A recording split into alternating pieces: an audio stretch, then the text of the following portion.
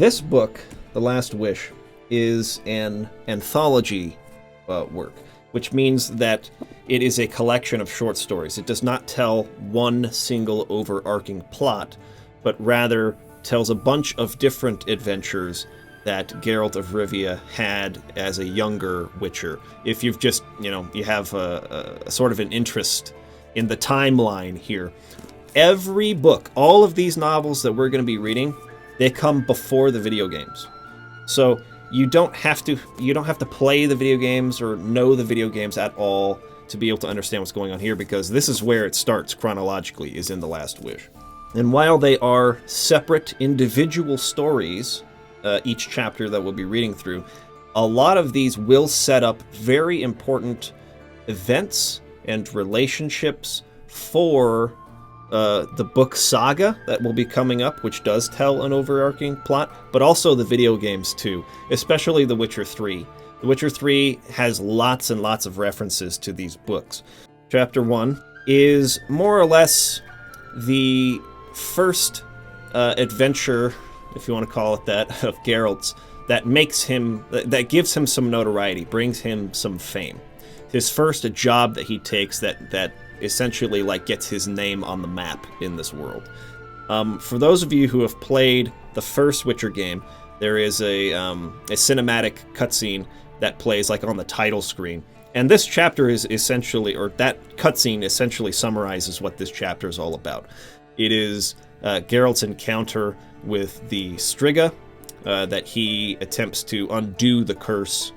This is Foltest, the king of Temeria. His daughter was transformed into a Striga, and Geralt is attempting to undo that curse and bring her back to her humanity.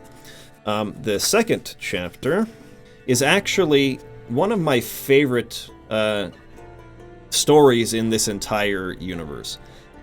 It doesn't have so much of a tie into some of the later stories or the overarching plots of The Witcher as the later chapters will have an actual bearing on things to come. But I just really love the character work. I love the dialogue. I find that it's just very witty, very clever, and very well told, and I'm fascinated by the story that's told in Chapter 2. So, the structure of this book has us jumping between sort of the present time, where Geralt is essentially recovering at the Temple of Melitla. Neneka, Mother Neneka, is sort of the priestess that runs this temple. Neneka is worried about Geralt, seems to think that there's some kind of possibly curse or something that is affecting him. He's not as agile, he's making mistakes. She thinks there's something deeper going on that is happening to him, and wants him to go through sort of a ritual that he's not really keen on. He doesn't really want to do it. And so she's sort of trying to convince him to allow them to look into and investigate possibly something more sinister going on with him. So they're kind of telling that story, and then in between that, they're going back and sort of exploring some of Geralt's, previous adventures and stories. And the first one, again, is the tale of Foltest, King Foltest of Temeria. Foltest was in love with his sister, and they explain how that union brought about this daughter, and there was a curse placed on the daughter by someone who was vengeful. And essentially, Foltest has been bringing professionals in to try and reverse the curse, and does not want her killed.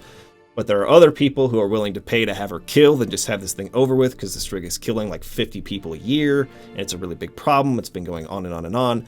And Geralt comes into the situation and decides he's going to try to reverse the curse. And so rather than kill the Striga, he's going to go the more difficult route and try to actually bring the girl back. Okay, so let's take a look at my notes for this chapter. Now I want to talk a little bit about dialogue. I've talked about this in podcasts on the past, even in some of the videos I've done. I'm working on a video right now that should be coming out on Monday that's all about dialogue, how to write good dialogue. And one thing that, is commonly, I guess, like, looked down upon or that you try to avoid as a writer is writing what's called as-you-know dialogue, which is where two characters are talking, both of them are completely aware of the situation at hand, they know exactly, they're both in the know of what's happening, but the audience isn't. So the characters will speak to each other to describe things both of them already know. There isn't any reason that they would say the things they're saying. They're only saying it for the sake of the audience to give expository dialogue and to fill us in on what we need to know. This particular paragraph, I think, is a decent example of how to do this without it feeling too contrived. Because you can't avoid it altogether. I don't think it's possible to completely eliminate as-you-know dialogue. Sometimes it's just necessary, because the only alternative in certain cases is to go all the way back to the beginning of a character's life and follow them through every step of their life so we have all the context, and that nobody has time for that. You can't do that as a writer. You can't detail every single thing that's ever happened in the world and take people through beginning to end so that everyone knows what's going on. Sometimes you just have to rely on a little as-you-know dialogue to fill some people in. And as far as this goes, I think that this is a way that can work. And sometimes people will do that. Even if you're talking with someone and they know your position on something, you're just trying to vent the frustrations that you're feeling, right? You're just trying to get that out. And sometimes, you'll cover stuff that somebody you're talking to is aware of, right? Just because it's not about what you're saying as much as expressing your feelings about it. So he's talking about, how all these monsters are popping up and things are crazy in the world right now. These are all things a Witcher would know, because this is a Witcher's freaking job, is to go out and take care of all these monsters that are popping up. But he is expressing this with this frustration, this sort of attitude of venting. So in terms of writing as-you-know dialogue, I actually feel this is one of the better examples of how to do it right, so that you can fill people in. So, because the people reading, they don't know what a Witcher is yet. So this is meant to fill us in on a Witcher's job, which is hunting monsters, right? So this, as well as the few examples I'm going to be showing afterwards over here, are, I think, really good preludes to the style of dialogue that Sapkowski writes with, and I really like it. If you're going to get into this series, this book series, the Witcher book series, you're going to have to like witty, clever dialogue, because that is mostly what these books are. That's not to say that they don't have any action. There's plenty of action in them. But I think where they really shine is in character interaction. The way that characters talk, and sort of the philosophies that are given through their dialogue and through their conversation, and the sort of battle of wits that happens between characters. That, to me, is really riveting. I really like it. I really like his style of dialogue. One thing that he does is he'll take these asides. He'll be there, you'll have a character going through essentially like a paragraph monologue, just talking and talking and talking. But what he'll do is he'll sort of interject with these asides, what I like to call non sequiturs. He doesn't do it to the point where it totally derails the conversation. The plot continues to move forward, the story continues moving, but it still feels like it brings this personality and this character to the way that the characters talk. He does this quite frequently. Here, he's talking about some people who had come by earlier. They were shoemakers, and then he breaks off to say, "Why are shoemakers so foolish, Geralt?" I don't know. And then he tries to get him back on track. And the Witcher's Castellan, have they tried? He keeps him, he keeps asking him questions because he's looking for particular information. There's a lot of that kind of personality in the dialogue, and it only gets stronger and stronger as the series goes. Okay, this part here is a really good example of subtext. Not subtext in dialogue necessarily, but in the narration, just the author's narration, right? So during the course of trying to get this story going that he's telling us, he needs to give us information about who Witchers are, what do they do, and rather than just flat out coming out and saying, Witchers are expert monster hunters who have heightened abilities and they use alchemy, he doesn't just flat out on the nose tell you that stuff, right? Here, it says the following day, late in the evening, the miller was brought to the small chamber above the guardhouse allocated to the Witcher. He was led in by a soldier in a hooded coat. So they're bringing this miller in because the miller's the one person who has actually escaped the Striga and can give information about it. So Geralt's looking for information. Says the conversation did not yield any significant results. The miller was terrified. He mumbled and stammered, and his scars told the Witcher more than he did. That line right there, his scars told him more than the Witcher, or more than he did.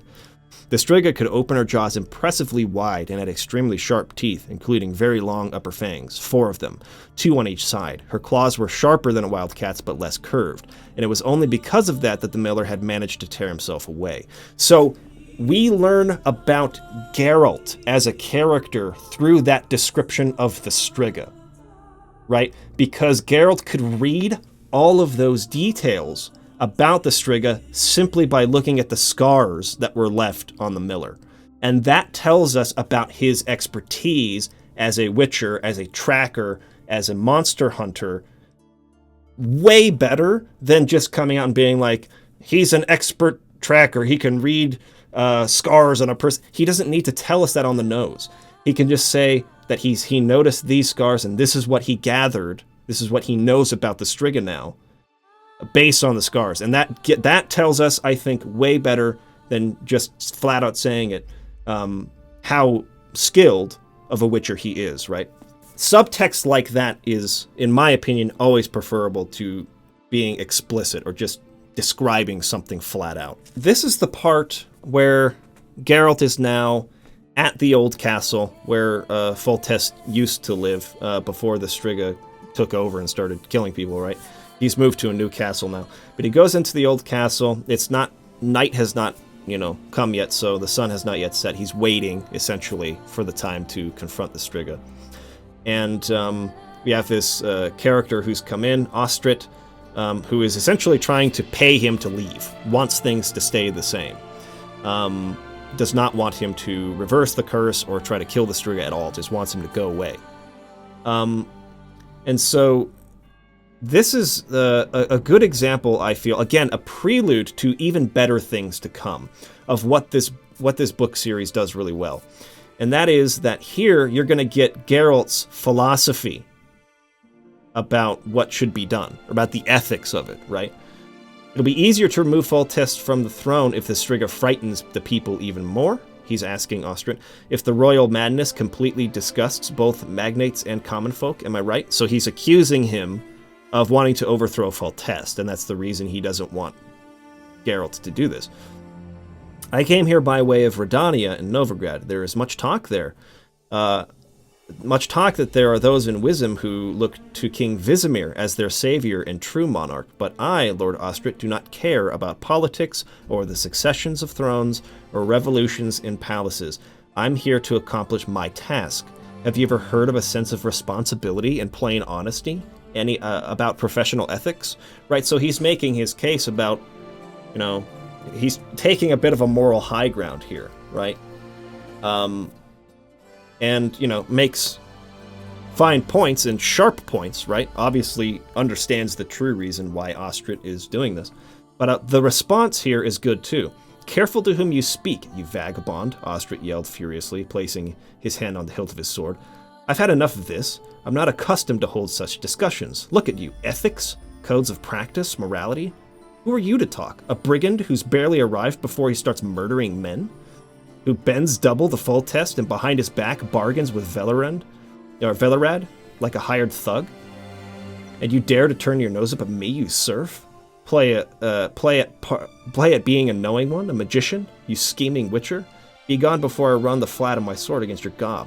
So, what I feel Sapkowski does really well in these stories is he really does give weaknesses into everyone's philosophies, right? He does a good job of pointing out, like, this person might have a really good point and have a really good reason for believing the things they do and for the motivation they have to join the side that they do, live the way they live, whatever.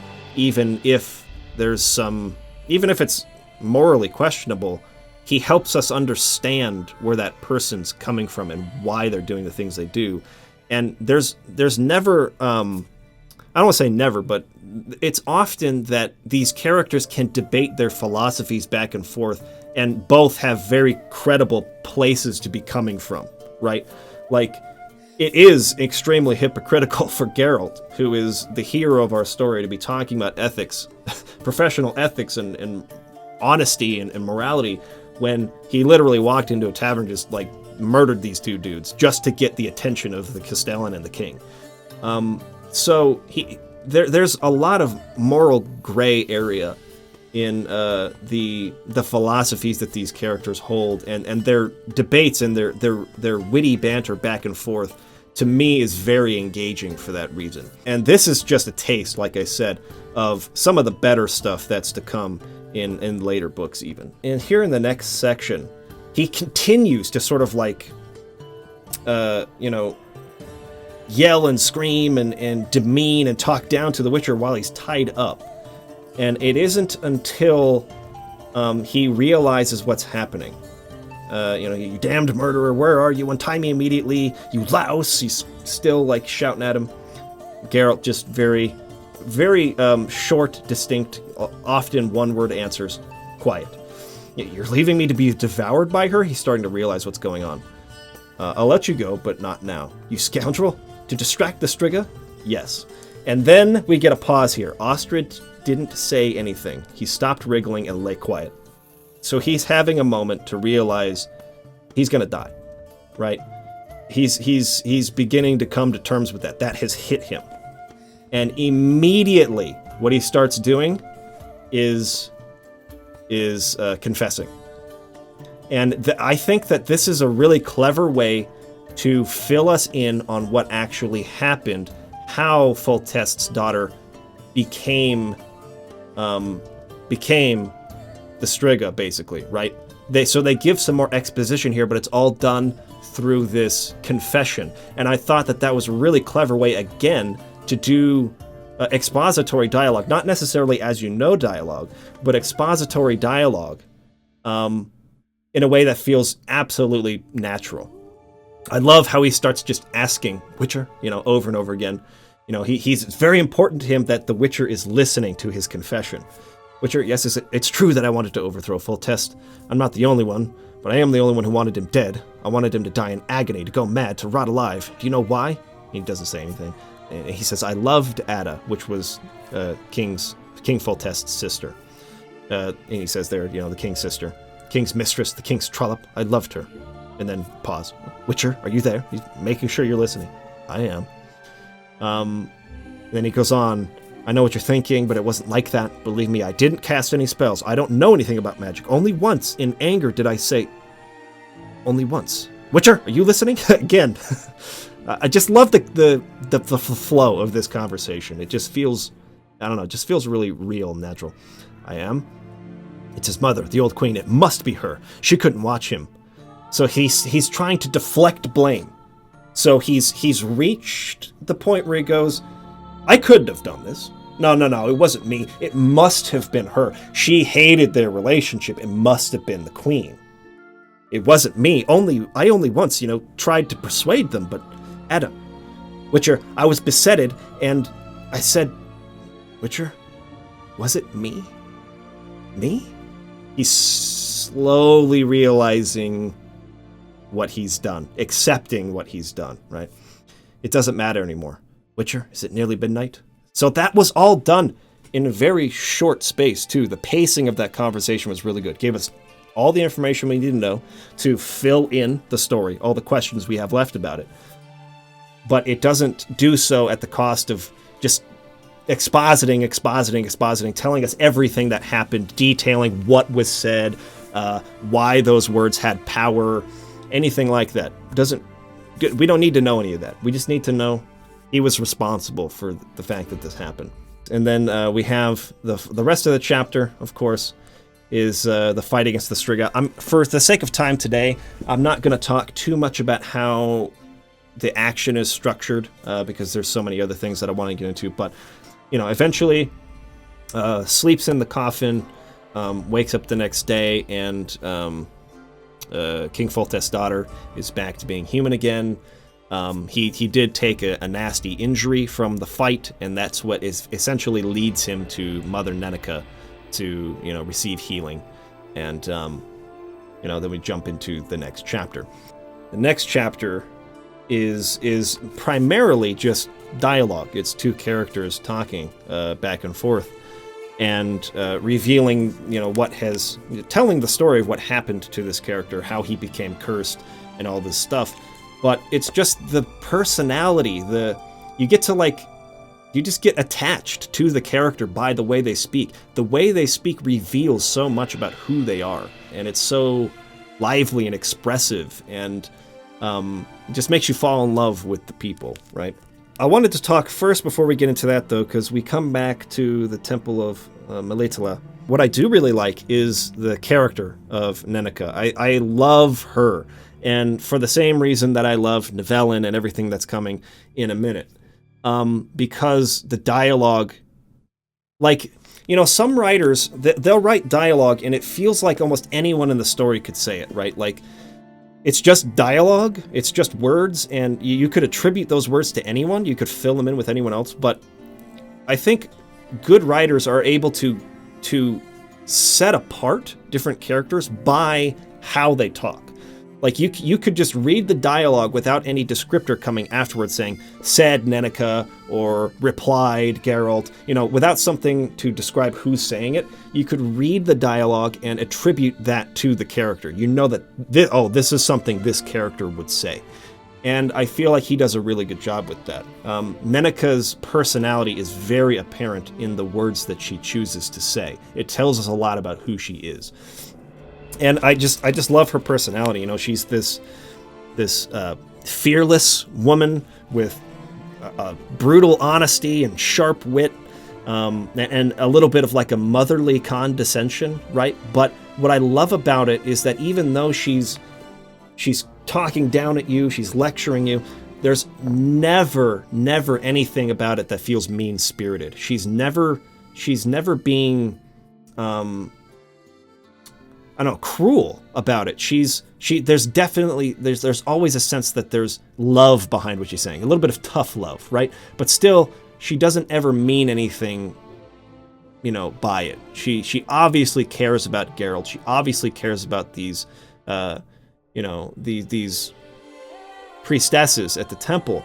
But obviously she's dealing with a lot. She sees a lot of stupidity, and there's part of her sort of just this cynical, sharp-witted person that sort of comes out, is kind of forced out from having to deal with all this crap that's going on.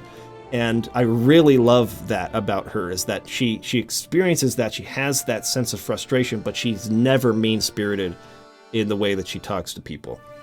The fact that she can say something like, don't grin like an idiot, but it does not feel mean, right?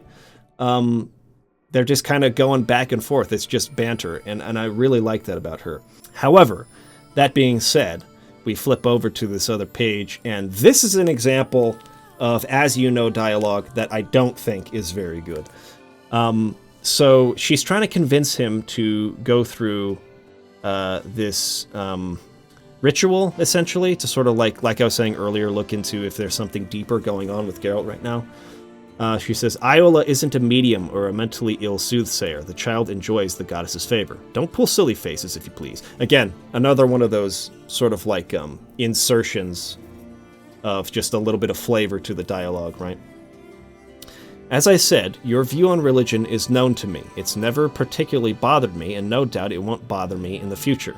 I'm not a fanatic. You've a right to believe that we're governed by nature and the force hidden within her. You can think that the gods, including my Melitele, are merely a personification of this power invented for simpletons, so they can understand it better, accept its existence. According to you, that power is blind. But for me, Geralt, faith always allows you to expect what my goddess personifies from nature, order, law, goodness, and hope. She's explaining to him what he believes. She's explaining to him what she believes. She's explaining to him things they definitely have already talked about in the past and already know. The only reason that she's saying this is for our benefit, and what I found so funny is that right after that, Geralt says, I know. So obviously he knows this, right? This is an example of, as you know, dialogue that I think is not the best. I think that you could give this information through more subtext. Wasn't the biggest fan of just flatly like describing what Geralt's philosophy on religion is to him, which of course he knows. So here we get to Nivellen, right? Who I love this character. I love the personality of this character. And I love his catchphrase too. So we have him, he's, essentially bear-like, this monstrous face and claws, and comes running in and threatens him, get out of here, clear off. But Geralt is not fazed by it, and Nivellen sort of slowly is transforming or taking off this mask of this vicious beast, and slowly is becoming himself. And you kind of see that through the progression of the dialogue too. Here is clear off while you're still one piece, roared the creature, less sure of himself. Because if you don't, then what? Interrupts Geralt. The monster suddenly gasped and tilted his monstrous head. These mannerisms that all of a sudden transform the character entirely, right? Look at him, isn't he brave? He spoke calmly, baring his fangs and glowering at Geralt with bloodshot eyes. Lower that iron, if you please. All of a sudden he's becoming, polite almost. And it's just like a huge 180. It's just like, whoa, like, this character is interesting, right? It's or maybe it's customary wherever you come from to threaten people with swords in their own courtyards.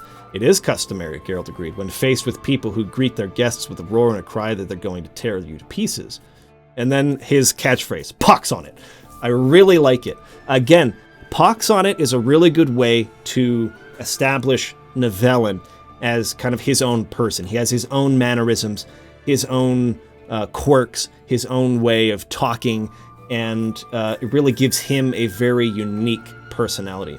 Now, I've talked a lot in podcasts and things about repetitiousness, right? And he says pox on it a lot during the course of this chapter. I think it's something like 8 or 9 times or something like that during their conversation.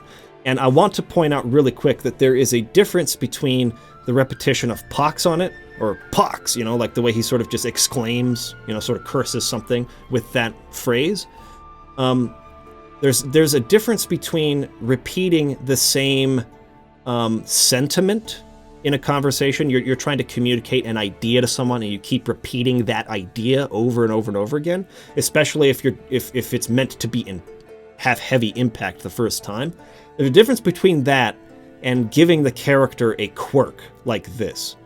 He says pox on it all the time, but he's not repeating a sentiment. It's just his way of cursing something.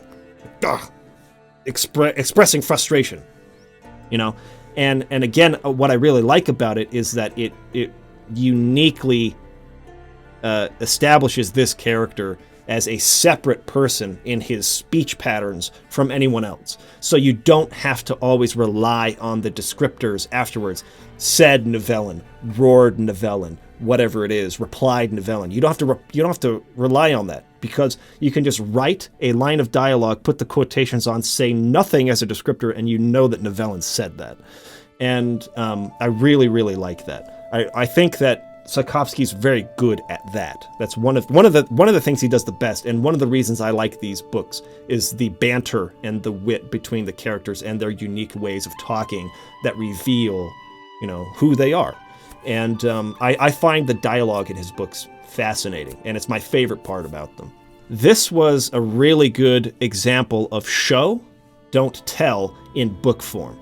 I talked about show, don't tell in one of my videos in the series that what's it called? Understanding Story, right? I talked, one of the episodes in Understanding Story, I guess the second episode, is about Show Don't Tell.